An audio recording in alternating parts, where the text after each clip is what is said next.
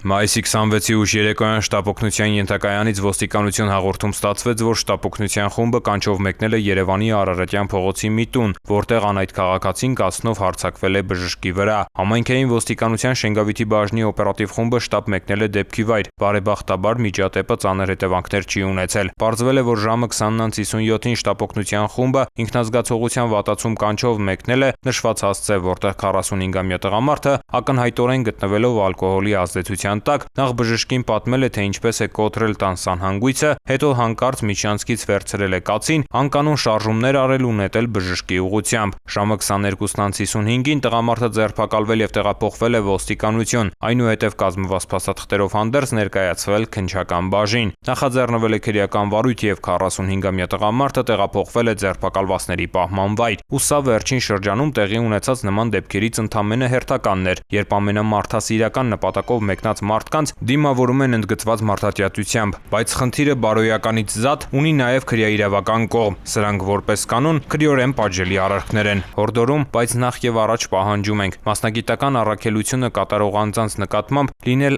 առնվազն հարգալից, անհարկի չմիջամտել եւ չխոչընդոտել նրանց պրոֆեսիոնալ գործունեությունը։ Իսկ եթե կասկածներ ունեք, որ նրանք ինչ-որ հարցում այնուամենայնիվ թերացել են, ձեռնարկել միայն ու միայն օրինական քաղաքակիրթ միջոցներ, այլապես քրեաիրավական հետևանքներն անխուսափելի են։ Ծանուցում ենթադրյալ հանցանքի մեջ կասկածվողը կամ մեղադրվողը համարվում է անմեղ, քանի դեռ նրա մեղավորությունը ապացուցված չէ Հայաստանի Հանրապետության քրեական դատավարության օրենսգրքով սահմանված կարգով, դատարանի օրինական ուժի մեջ մտած դատավճռով։